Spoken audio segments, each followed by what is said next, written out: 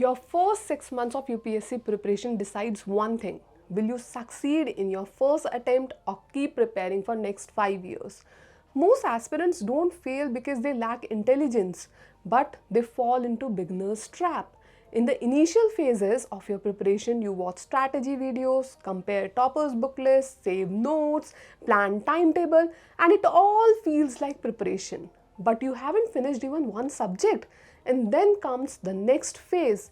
Your telegram is full of PDFs, your desk has 20 books, you feel busy, you feel serious, but you are consuming more than you are learning, and clarity is slowly disappearing. By 6 months, the realization phase hits.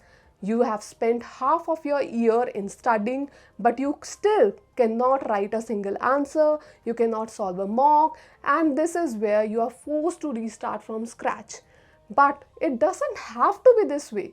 That's why we are coming with a free webinar on 15th February at 5 p.m. to help you build systems that bring structure to your preparation, systems that help you stay consistent and regularly track your progress. And if you don't want to fail silently in 2026 while targeting 2027, register now for the webinar on the given link.